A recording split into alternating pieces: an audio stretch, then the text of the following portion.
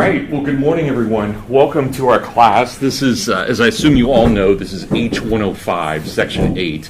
So we're really, really strict about how many people we can have in a section. So I hope everybody is registered for this class. Right. I assume we've got 15 in here right now. We have 16 total, which is the maximum we can have in a class. So great to have you all here. I'm very glad. I love this class. I have just a blast every time I get to teach it. And I've not been able to teach it for 2 years because I was on sabbatical last year.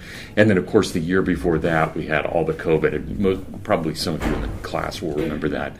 But we lost half the semester, or at least we had to go online for half the semester. So it's really been 2 years since I've been in the classroom. Well, 22 months since I've been in the classroom, at least for this class. So it's a great class. If you don't find America interesting, you're not going to find much interesting. We have it all. We have the great, we have the terrible, we have the truly good, we have the evil. Everything fits in here. We have heroes, we have villains. Anything that you can really imagine in history, you have in American history.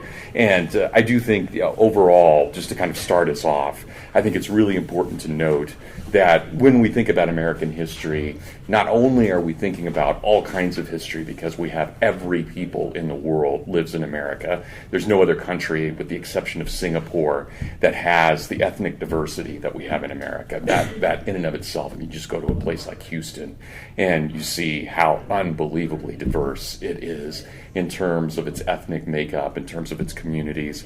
And you just don't see that around the world. Most peoples are homogenous, again, with exceptions like Singapore, Hong Kong, and a few other places. Most places are really, really homogenous, and we're not like that. We're made of so many different people. Some of those people, of course, came over against their will. We'll talk about slavery and the evils of slavery. That's where we get into the kind of negative side of what's going on in American history. But I think that if we look at the positive as well, which we will, certainly we'll try and bring it all in. One of the greatest things that we did as an American people is we created a republic. And we haven't had a republic since, not a serious republic, not since the Roman Republic fell when Cicero was martyred. So it's been almost 2,000 years since we've had any kind of serious republic in history. And for the Americans to attempt to create that republic it's astounding. It would have been, if I were to tell you right now that we're going to create a kind of fairyland utopia and everything's going to be perfect for this classroom for the semester, of course you would think I'm insane, or you would think that I've been teaching too long, or you would think something that clearly is beyond my ability to create.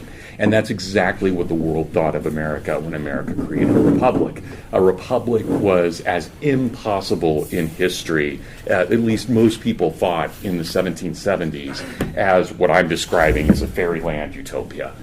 We would not be able to have that. And so you're going to have all these problems that really exist, or at least that's what the Europeans thought.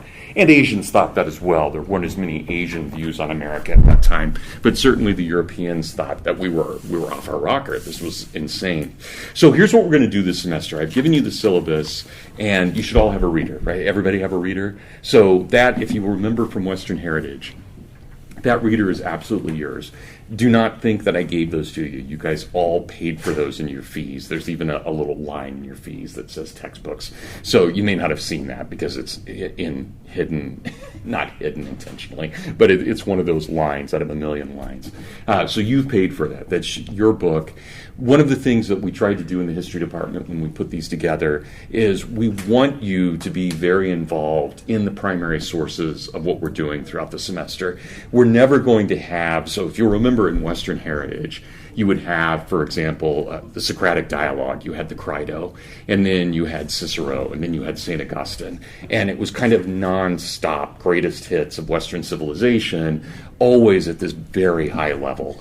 That's not the same thing we're going to see in America. It doesn't mean Americans are stupid by any means. It just simply means that we're covering a much smaller time frame. So if you think about the Western Heritage, we really covered, Genesis, whenever that was, Genesis up till about the year 2000 in BC, all the way up into the Reformation, and then to John Locke.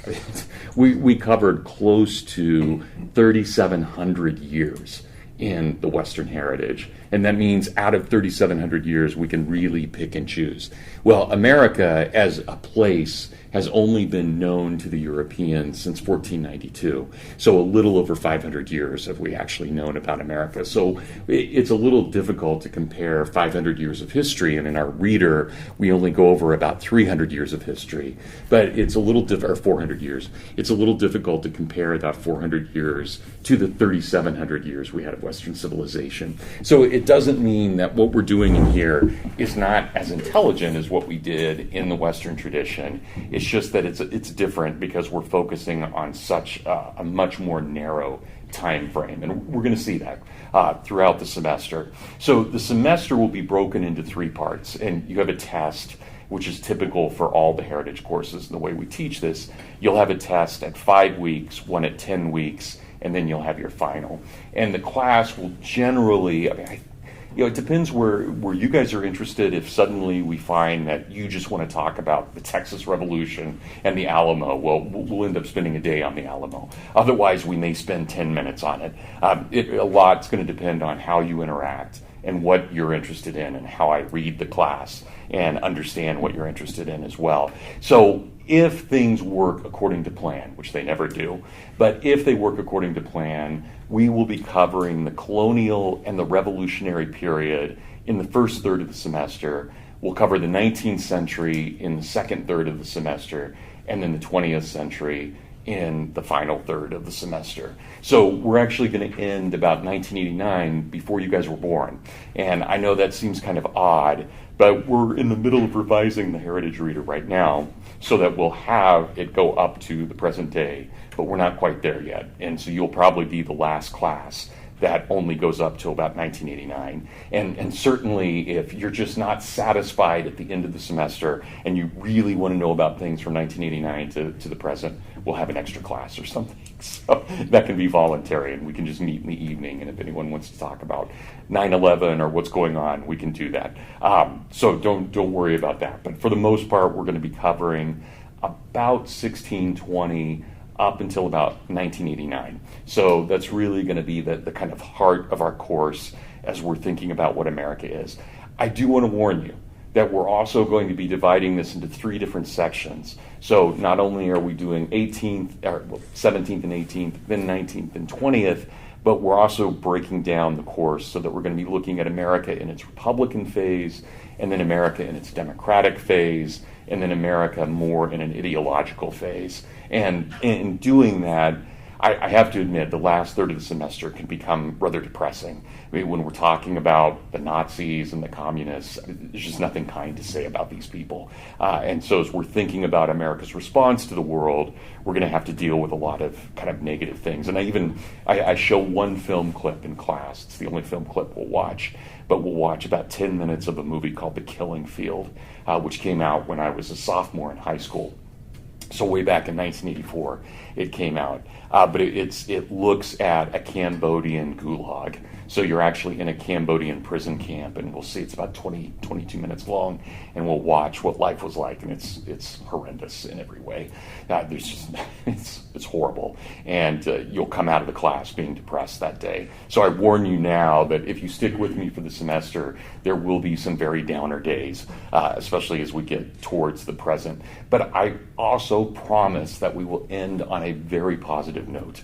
I absolutely promise the last day will be a positive note when we look at 1989 and Reagan's victory over communism. It's one of the great moments, not just in American history, but really in world history. So we've got that to look forward to, and it's nice to end on that kind of positive note, especially as we're thinking about all the ills of progressivism and the way that they infect America throughout the 20th century. Okay, so you have basically 6 assignments in this class.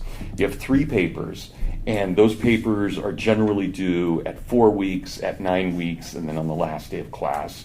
So those papers are, the first one is on February 4th, and you'll see here I have on the syllabus, if you look under semester dates, I have it listed as being due at 6 p.m. That's when the office building, Delp 403, I'm in Delp 403. That's when the office building closes at 6. So you want to be able to get your paper over by then.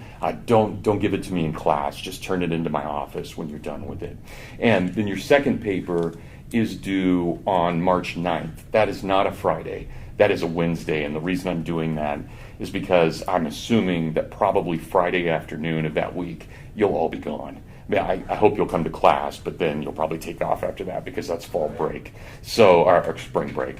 So I assume that most of you won't be around on that day, so I wanted to make the paper due on March 9th rather than on March 11th. And then the final paper, which I forgot to put on there, is due on April 26th.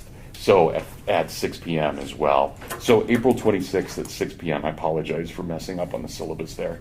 But on that day, that's the last day of classes. And that's when you'll turn your third paper into me. So I've given you the topics already for each of the papers. I've not had any of you. Rachel I've had before, and Annie I've had before. So, okay, I've had two of you before.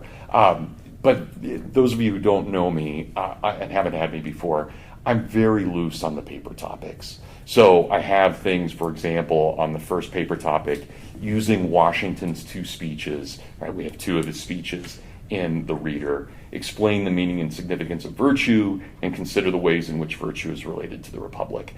If you, for example, want to write about Jefferson instead of Washington, I'm not going to be upset by that at all. If you want to focus almost exclusively on the idea of what a republic is, I'm not going to be upset by that at all. So when you read these topics, take them as just starting points, not as finishing points. They're just starting points. So they're things that basically, here's an opening question, but you can take it any way you want. You don't need to do any research in this class. These papers are not research papers. If you want to do research, that's up to you. But that's not what they're for. These are thought papers. Basically, these are just straightforward liberal arts essays. What did Washington think about this? I read the documents and I comment on it. I'm not looking for deep original thoughts from anyone on these things. If you go through and you give me the significance of Washington and put a kind of nice take on it, especially putting it into the context of what we're doing in here, and you write well, meaning your grammar and your style is fine, that's an A paper. So if you write and you're basically just kind of telling me what the argument is, but you write it well and you have all your grammar and style right, that's a B paper. So the difference between an A paper and a B paper is really the difference between imagining the context or just giving me the argument straightforward. So think about it in those terms as you're approaching these papers. And I think it'll be especially true for paper topic number 2, where I'm really trying to get you to think about the idea of democracy. What is democracy? There's going to be a lot of leeway. And some of you in the classroom will be, as you'll probably be kind of disgusted by the rise of democracy. Some people will probably be thrilled with it and think it's great. And I'm not always thrilled with democracy. I think there are great things about it, and I think there are problematic things about it. I prefer the republic over the democratic phase of American history. But that's just me, and you don't have to agree with me at all. In fact, I'd be probably kind of disappointed in you if you agreed with me just for the sake of agreeing with me. I'd like to know what you really think about these things and how you analyze these. So, and there are going to be a lot of opinions in this class.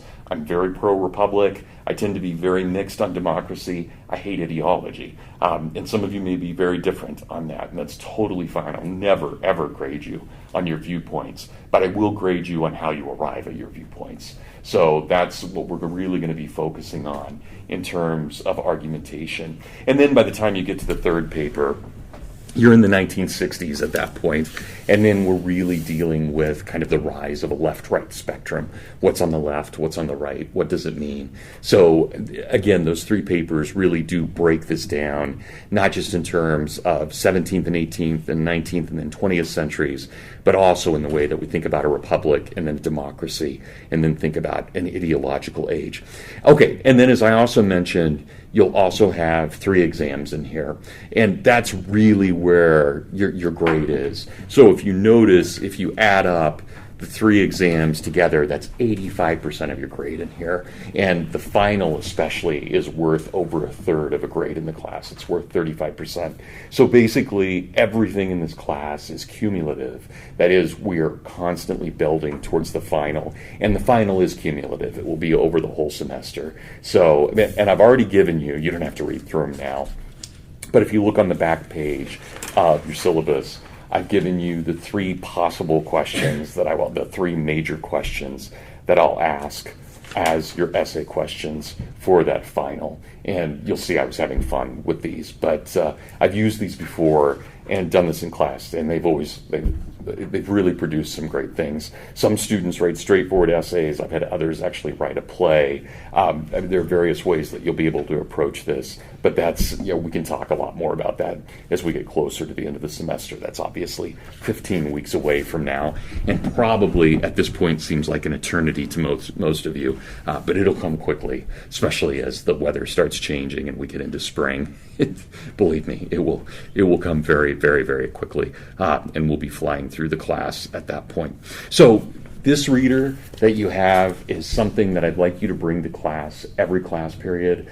Even if we don't read directly from it, I'll be referencing it constantly. So basically just carry this book around with you all semester. Make sure that you have it for each class. I'm kind of strict on the syllabus where I say, if you've not done the readings for the day, please do not attend class. I wrote that when I was much younger. At age 54, I'm not sure I'm still quite as much of, I won't say a jerk, but I'm not quite as hard about that as I probably once was. Sometimes there are just things you've got to do. I know, for example, if you have this class at 11 and then you've got a Latin exam at 12, obviously this class has got to give a little bit to get ready for your Latin exam. I understand that. There was a time I didn't understand that. But I understand that now, especially I've got a daughter who's a junior here at the college. So I'm a lot more sympathetic now that I've seen my own children go through this. But again, in general, please have done the readings. I'll assign them in each class for the next class. Please have done the readings and also bring your reader. If you forget your reader one day, it's no big deal. But try and bring it as much as you can. And it's a little bit different because none of you are freshmen, but one of the things, and I hope you did this as well when you had your Western Heritage class, because this book is your book, you're not going to be able to sell it. You're not going to go to the bookstore at the end of the semester and get rid of it like some of your other books, which understandably you've used your books and you're done with them. This is a kind of book, along with the Western Heritage Reader, that we hope that you'll keep for your lifetime. It's one of those books that we hope that not just through your college career, but after your college career, it will be one of those books you'll remember as this was my education at Hillsdale. So please make this your book. Mark in it all that you can. And I remember, and again, I've got kids at the academy too, right? You don't mark in books if they're books provided by the school. This is a book provided by the school that you've already paid for, as I said, but I really want you to mark it and argue with it. And I'm not expecting any of you to have real serious problems with the class, but if you are having serious problems with the class, probably one of the things I'll do is I'll have you come to my office and I'll have you show me your reader, and I want to see it. I want to see how you've argued with it. Chances are good I won't look at most of your readers, but if there's a problem at all, I will, and I want to make sure that you've really been interacting with it. So one of the best things that I think I learned in college is that as you're reading, you don't want to just outline. You want to create marginalia as well. Because when you go back 5 weeks from now and you go back to study for the first midterm, if you've just got a lot of yellow or red highlighter, it doesn't mean a lot. It's just blobs. But if you actually have notes next to the yellow and the red highlighter, if you have, this is what Washington was saying at this point as he was talking about virtue, then you've got a great kind of marker for what's going on, and you're able to really put that together. So what I do on my midterms is I give you a whole series of IDs. So I may give you George Washington, or I may give you Republic, or I may give you virtue, and you have to write about 1.5 pages on those in a blue book. So one of the things to do at this point is start thinking about, if you were the teacher in this class, what IDs would there be? What kinds of definitions would you start thinking about? And I have no problem if you guys study with each other. If you want to start making a little group, you've got your group of Pi Phis, or you've got your group of Eastern Orthodox students, or whatever it may be, or you can have your group of the whole class. You can have a committee of the whole, and you want to start studying together. I think Berzer's probably going to ask us about Washington. And so maybe Lucy writes out a whole definition about what Washington is, and then she shares it with everybody. I'm totally fine with that. that. When you take your exam, obviously you have to take your own exam. You can't ask Lucy in the middle of your exam, what did Washington say about that? But coming up to the exam, it's totally good, moral, and ethical for you to work together in groups, again, pairs or all 16 of you, whatever you want. So feel free to create a class document for the whole group, because you're still going to have to learn it. Even if you have one person actually write the definition out, you still have to learn it to be ready for the exam. So you'll all be learning, and it's, what would Hillsdale be if we didn't promote community at some level? I mean, I think it's just an important way of approaching an exam. Okay, last thing here are two last things. I will have a number of handouts throughout the class. So things, and this just popped into my head right now, but there will be a lot of them. But things like I'll talk about the economy of the 1920s and 30s, and there's a handout for that where I list certain dates and things, and I have handouts throughout the semester. And I'm not sure, I may just email those to you, or I may print them off and give them to you. But if I'm organized, I'll probably just email everybody. I'll create an email list for you guys, and I'll probably email those documents as we're dealing with certain time periods and certain things in class. And the final thing is, and this is relevant for us only to a certain extent, but if you footnote your papers for me, and you probably know this if you've had any history or English class, the college and all the humanities and social sciences, we've all gone to the Turabian 9th edition manual. So everything has to be according to Turabian, and it's chapter 17 in Turabian that you have to use in order to footnote for me in this paper.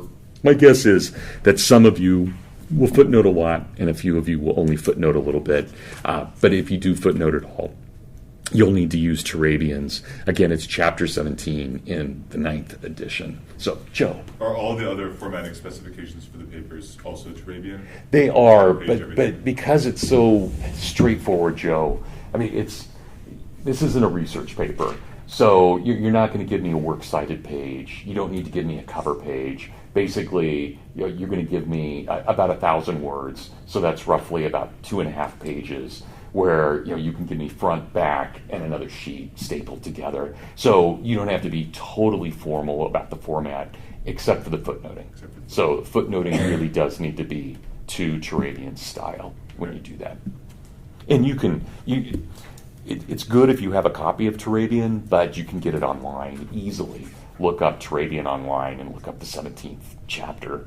And you don't have to pay for the book then if you don't want. But I would recommend it, especially for any of you who are in humanities or social sciences. Really recommend that you own a copy of it. Okay, that actually was far longer than I meant to take on the syllabus. Anybody have... I'm sorry, this is life with Brad Berzer, right? I always plan 5 minutes for something, and then we end up 25 minutes on it. You should feel sorry for my kids at dinner time. It's they're kind of trapped a lot. Joe, should we take Land of Hope with us to class as well? No, that is Land of Hope. I will give you some things from it, but I want you to know, and you need to own it. It's a great background reader. But I'm basically assigning that to you right now, but I'm assigning it on a common sense basis, so that when we're talking about the Puritans, which we'll start today, you should be reading his chapter about the Puritans. When we get to the founding, you should read his chapter about the founding. So there are certain things that I'm just going to expect that you guys know, because we're going to be, even though we're covering only a small slice of history, we're still covering roughly 400 years. So in 15 weeks, that means we're going to be making some logical jumps over things. And especially when you start thinking about chronology in, say, the 19th century, Maclay is going to be critical for you guys to have that in the background. So I'm glad you brought that up, Joe. I should have brought that up when we were talking about this. So, yeah, what's your name? Truman. Truman, thanks. So for midterms, are those IDs and also essays? Or No. So for the midterms, they will be only IDs and then short answer questions. So like a really nasty quiz on it. And then for the final, it'll be both of those things and the essay. So the essays will only be for the final. With 50 minutes, you don't have enough time, really, I don't think, to write an essay in here. But I will give you 4 IDs, which will keep you busy. So very busy in 50 minutes. Yeah, thanks, Truman. Good. Anybody else on this? Or anything else? Okay, well, good. Let's talk about the founding of America then, in terms of actually arriving on American soil. So, when we're thinking about what happened to America, and you guys are going to be sick of me saying this over the next couple of days, because I'm going to say it repeatedly, there are 5 groups of people who come to America. And so we're not going to talk about the Indians much right now. We can, but there's a huge indigenous population in America. Now that population is spread out. So in terms of American Indians, probably at the time of Columbus, so in 1492 when Columbus first arrives, there are probably about 4.5 million Indians north of the Rio Grande. So that means all of Canada and Alaska and all of the continental United States. There are probably about 4.5 million.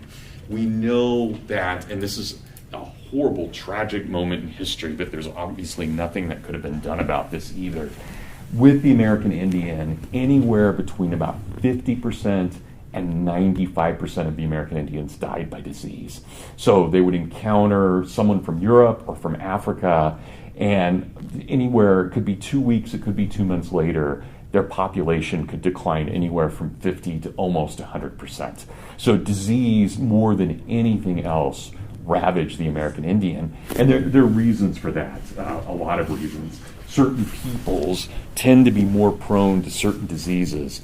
The Europeans had already gone through their disease phase during the Great Plague, during the Black Plague of the 1300s, and they had had a massive population drop. Anywhere from about 1 out of every 3 Europeans to 1 out of every 2 Europeans died in the 1340s and the 1350s. So, and it could come at any time. This is one of the things that you learn about diseases and the way that germs work. Anytime you form a new community, you're bringing in germs. So just imagine, forget COVID for a moment, but just think about anything as ordinary as a cold germ or a flu germ. All of you were home. I presume you were all home, or at least some home base over break, and you were probably with your own little community, your family. And then suddenly you get on a plane and you've got all of those germs of everybody on the plane because they'd all been with their families. And then you show up and now you're in your dorm room, and so you've got your little dorm room with your community. You've got this community now. You're now sharing Burzer germs. I'm sharing your germs. And we have to get used to that. And there'll probably be some illness for a little bit until we get used to that. Imagine if the diseases were really, really serious. Imagine if they were smallpox or diphtheria. That's the kind of thing that hit the American Indian. And whites and blacks were carrying these diseases, but again, they had already gone through their disease phases, and so they weren't receiving them to the same extent. There's still smallpox outbreaks among Europeans and among Africans for years and years and years until we get inoculations really settled on that. For years it's going to happen. But never, we're talking about maybe 1 out of every 10 persons gets it and probably survives. Whereas with the American Indian, you could have 9 out of every 10 persons get it and none of them survive. So that it's just a crazy part of the story of the American Indian. And places like New England tended to be relatively clear. So when the Pilgrims first show up, they show up in a land that had been cultivated by the American Indian, but the American Indian had because of British fishermen, the American Indians probably in the region of New England and Massachusetts had probably died about 10 years before the Pilgrims arrived. So they arrive and they find all these fields that have been cultivated, but nobody living there at all. Whereas you find other places like Virginia, when the Virginians show up in 1607, there are Indians everywhere. This story of Pocahontas and Powhatan, very prominent stories. So we're going to see that our own colonial experience is very diverse. The Virginians are going to encounter Indians, and those Indians are actually pretty disease resistant for whatever reason, whereas in New England they're not resistant at all, and many of them had already died. So there are 5 groups that we need to think about who come to America, and this is what we're going to spend the next week talking about. So the first and most important group in terms of the initial, those who come, are these people we call the Puritans. Almost all of them are from one region of England, East Anglia.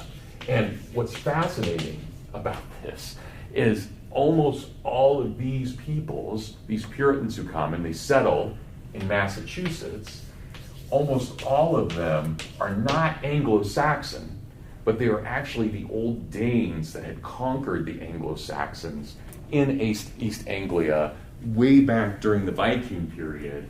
But they were the ones, mostly around Cambridge College, that had become Puritans, that is, they had become Calvinists, and then they leave and come to North America in 1620. So in 1620 they start coming, and their migration pattern is generally as families. We'll talk more about this in a moment, but generally they come as families, and their migration pattern lasts up until about 1640. So from 1620 until 1640, we probably have, nobody knows for sure, these are just guesses, but probably about 40,000, anywhere between 30,000 and 40,000 Puritans came over and settled in New England. You can imagine the technology at the time where a ship can only carry, say, 150 people, and you bring over 30 to 40,000 people migrating within 20 years. This is one of the largest migrations in world history. It's an astounding moment. And it takes anywhere from 6 to 9 weeks to travel across the Atlantic. This is not easy. We could, if something went horribly wrong, let's say I had to be in Portland, I could be there by tonight. I drive to the Detroit airport, I could get a flight, probably go through Denver and then Denver to Portland. I could be there, say, 8 hours from now. Imagine if just to get from England to North America, it takes 6 to 9 weeks. Right? And you can't carry much. Yeah, and these are men, women, and children who are all coming. And coming to a wilderness. So they are really making a huge migration as they're doing this. The second group, and these come mostly in the 1630s up until about the 1660s, these are the Anglicans. That is, those people who are members of the Church of England. Almost all of them come from the area around Oxford, and they settle Virginia. Now, I want to make a point here, and I'll repeat this again over the next week as we're talking about this, but I want to make a very important point, and that is, if you really think about what's going on here with all of these Puritans settling in New England and all of these Anglicans settling in Virginia, you've already got the American Civil War right here. You've got the Yankees and you've got the Southerners. And when we're talking about these Anglicans, we're talking about peoples like the Washingtons and the Lees and the Custuses and the Jeffersons, all of these people, the Madisons, all of these people that we'll think of as very prominent figures. Their families are coming over in, say, the 1640s, and they have about the same numbers as the Puritans. So again, probably between 30 and 40,000 people leave England and go to Virginia. Now, they're going to have a very different structure. When they go, they tend to be very, very hierarchical and very patriarchal. So whoever is the eldest male in a family has almost supreme control over the rest of the family. Whereas in New England, because they're Calvinist, they tend to be on a much more egalitarian basis. If a woman's one of the elect, she's one of the elect, and she can probably even vote on things within church matters. She wouldn't be able to vote in political matters, but she would be able to vote in church matters. And so when you think about the English who come over to New England, they tend to be these very middle-class egalitarian families, mom, dad, kids, but everybody being relatively equal.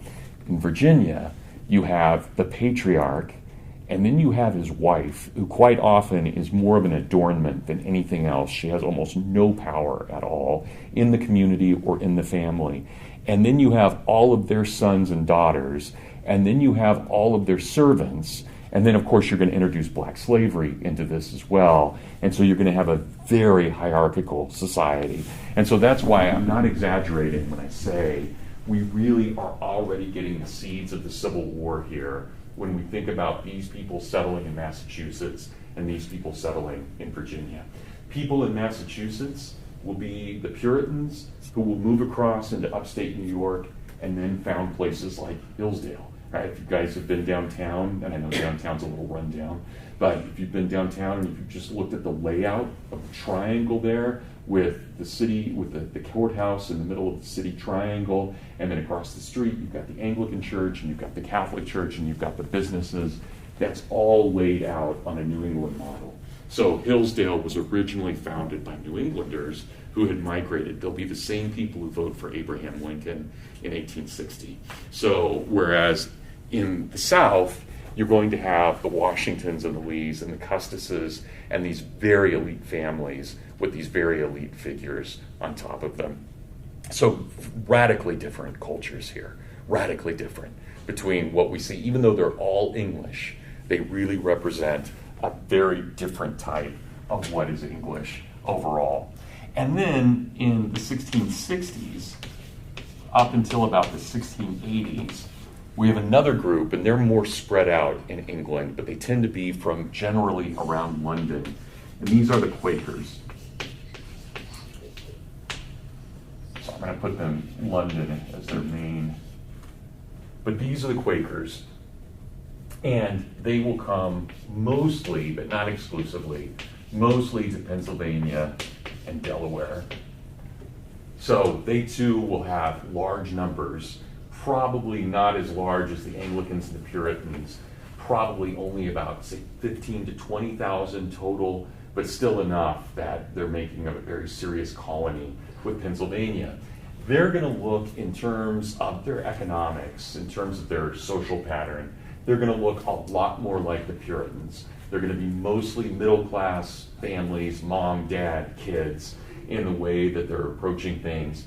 They will have, though, a different view, a much more free will-oriented view than the Calvinists do. So the Quakers are, and they don't get along. Quakers and Calvinists don't get along at all. They don't say to each other, oh, we're fellow Protestants and we hate the Catholics. They may hate the Catholics, but that's not going to be enough for them to bond on. They're going to be very opposed to one another because the Quaker understanding of salvation is so oriented towards the free will and choice of the person. Very different from the kind of Calvinist understanding of God putting his hand irresistibly upon us. So even though their social structure is going to look the same, they're going to have a very different political structure and a very different kind of theological structure as well. The final free group that comes over anytime. So this is going to be the most chaotic of the groups for all kinds of reasons. But they come over anytime from about the 1670s all the way up until about the 1770s. So this is one of the great migrations over time. And again, we're talking over time, probably anywhere from about 30 to 50,000 people who come over, but over this century. And these are just the people we call the Scotch Irish. They are people who mostly come from around Belfast, that is of Northern Ireland, and they end up almost always in not in a specific region like these other groups do, but they end up in the various mountainous regions of Eastern America. So these are the people that we'll call Appalachian, but they're also in the hills of Pennsylvania. They are the least religious overall. They have a kind of touch of Calvinism within them. They tend to be nominally Presbyterian, and there are a few serious Presbyterians within their group. But what matters most for the Scotch Irish are the clans, what clan they belong to. So here, it's not mom, dad, and kids. Here, it's the entire family that's related to each other. Aunts, uncles, extended family, whatever your clan is. It may be Clan McConnell, it may be Clan McDonald, it may be Clan McAndrews, whatever it is, the clan matters more than anything else. And yes, being good Scots, they do tend to be Presbyterian, but the Presbyterianism, unlike these other groups where their religion really defines who and what they are, these people are more defined by their ethnicity and their clan than they are by their religion. But they're still going to be very important religiously, as we'll see later on in class. But these four groups right here, these are the groups that make up free America throughout the entire 17th and 18th century. We will not have great immigration to America after this. Between about 1770 all the way up until about 1846. So between 1770 and 1846, you'll have peoples come. Don't get me wrong, there's immigration to America, but it's very small overall. And yet America has a massive population increase. I mean, absolutely massive population increase during this time. Anyone want to guess why? Why do we have such, we have the highest growth rate in the world. And in fact, nobody in history has ever bested us between about the 1620s and up until about up until the 1850s. What's your name? Marlo. Thanks. Like slave trade? Okay, slave trade's part of it, but it's not enough to actually, and we'll talk about that in just a moment. So that'll be the fifth group that comes over, but obviously against their will. So there is population increase, but we'll see that blacks actually have the same population increase as whites do, even after the slave trade's cut off. So but that's a great guess. Yeah, Joe. Well, doesn't the prosperity and space that America afforded just allow for natural increase? Yeah, I mean, this is amazing, right? And nobody in the world, even if you go to, say, Hillsdale County or you go to Provo, Utah, you're going to have very high birth rates, but nothing compared to what the birth rate was in America between about 1620 and about 1870. So I mean, just imagine this for a moment. And you guys are all at the very beginning of adulthood here, but in the 19th century and earlier in the colonial period, and this is in large part due to the kind of nutrition that people have access to and to the space that they have access to, a young woman usually got married at about 16 and usually went through puberty about the same age and then went through menopause earlier than today. So puberty is a little bit later than it is today. Menopause is a little bit earlier. So a woman could be pregnant between about the ages of, say, 16 and 42 in this time period. That was just the age rates. The average woman on the frontier had 13 children. That's the size of a family of an average, not in town. So if you're living in Boston, you don't have 13 children. But if you're living in Western Massachusetts, 13 children. So, and that is essentially, think about this, you get pregnant, 9 months later you have a baby, you breastfeed for 9 months, and then you get pregnant again. And this is your cycle, essentially. This is what happens over and over again for a woman between about ages 16 and 42. Right? It's astounding. Nobody in the world has ever seen anything like this. It's the highest birth rate ever in the history of the world. Amazing. Yeah, Lucy. How many of the kids would die though? So those are live births. So, I mean, actually 13 live births. And here's the rule, and I would like you guys to know this is just standard demographics. So, and this was true up until the modern age. And you have miscarriages today, and you can have quite a few miscarriages, but we really don't have infant mortality anywhere near what infant mortality was like in the 19th century. Yeah, and I would highly recommend this when the weather gets nice. Go up to Oak Grove Cemetery, which is, in fact, we'll probably have a class there. We'll probably have at least one class in the cemetery. I love meeting in that cemetery, and I love having classes in that. That cemetery is gorgeous. It is actually the prettiest part of Hillsdale, which maybe doesn't, but I'll exclude the college there for a moment. But of the town, it is a beautiful cemetery. But it's amazing. You see these families, and they'll have 6 kids, and their kids die 1854, 1855, 1856, 1857. And it's just, you can imagine, and they're all about 2 years old when they die. So here's the old demographic rule, Lucy, for everybody. Basically, you have the mom, when she gets pregnant, has a 50-50 chance of bringing that birth child into the world alive. So about 50-50. Those are high odds, obviously, not great odds by any means. Then, once the child is born, he has a 50-50 chance of making it to age 2. And then he has a 50-50 chance of making it to age 15. And then he has a 50-50 chance of making it to age 30.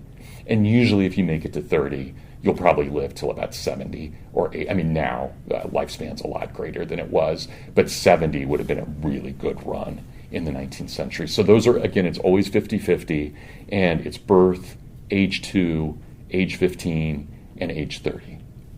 And usually it's things like disease that get you, even among whites. even though whites have a much lower disease rate than Indians do. Still, it's pretty high. So, good. Anybody else on this? But so, I mean, this is something I want you guys to know. I mean, I'm fascinated with this question. But, remember the number 13, and think about those demographics as well. It'd be one of those great kind of nasty quiz questions for the midterm. So just remember that and keep that in mind. My grandmother was the oldest daughter. She had 2 older brothers, but she was the oldest daughter of 17 kids in western Kansas. That's my grandmother. I mean, we had 7, and that's, compared to the Whalens, that's nothing. But, it's still, for most people to say, and, when we're traveling in places like Seattle, we get, people call us names when they see our family, but, such is life. So we're pretty proud of our kids, actually. But that's okay. It's another story. All right. So think about that and keep that in mind about all of these peoples. And then, and I don't want to deal with them today, but then we get to the 5th group. And this is the question Marlo was asking earlier. Here we have the one unfree group, and these are the peoples from Africa who come over, of course, completely without their own will involved in this. They're captured as prisoners of war, they're brought over, and they're sold as labor in America. So we're going to have lots of Africans as well. And I apologize, I should know the number right now, and I honestly just cannot remember how many Africans are brought over. I think it's about 185,000, but I want to double check that before you guys write that number down. But a huge number of Africans, of course, are transported across the Atlantic. But this is the one group in all of this that has no choice in this and comes over involuntarily.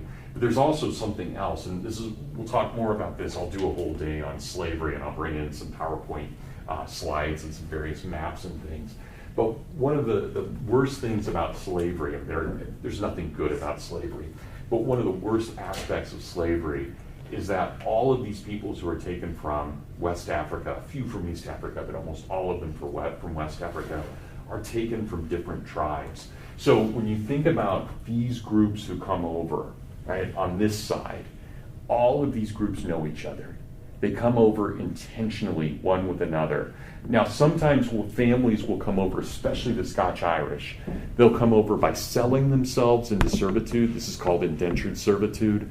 Well, they will sell themselves into 7 years of servitude, and they are treated basically like slaves. But at the end of that 7 years, they're freed, and they're actually paid for what those previous 7 years have been, and they're usually given property, they're given land. So there are all kinds of things that compensate for that, but they always know each other. And you know what village you came from, and you know what village you're going to, and you know what your religion is, and all of that.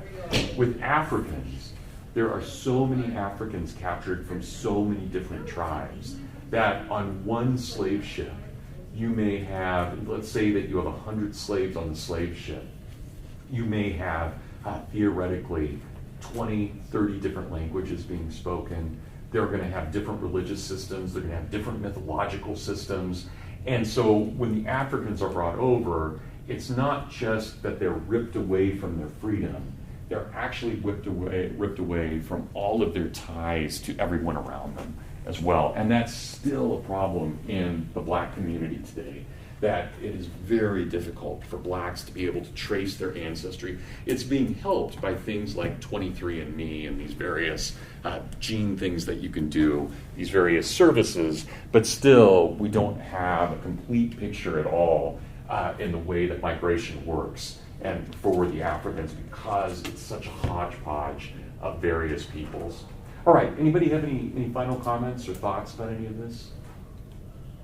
Okay, well, it's a good place to end. So what I'd like you to do for Friday, I would like you to read a couple of documents. So I would like you to read, I'd like you to read the Laws of Virginia, and I'd like you to read, I'm going to give you a couple of things here. The Laws of Virginia, the 2 colonial covenants, those are very, very short, just a couple paragraphs. The Mayflower Compact and the Salem Covenant. And then I'd like you to read the John Winthrop readings as well. Those will take a little bit longer. But I'd like you to read all of those for Friday. I don't know if we'll get to them all, but I would like you to read those. Everybody have that? Shannon? So the John Winthrop readings as well. So basically, Laws of Virginia, the two colonial covenants, a model of Christian charity, and the speech to the general court. You can read the Winthrop pretty quickly. So they're long, but you can read them pretty quickly because we'll go through them in class and talk about the specific passages that are important for those. Okay, thanks for a great first class, everybody, and have a wonderful Wednesday and Thursday, and I'll see you on Friday.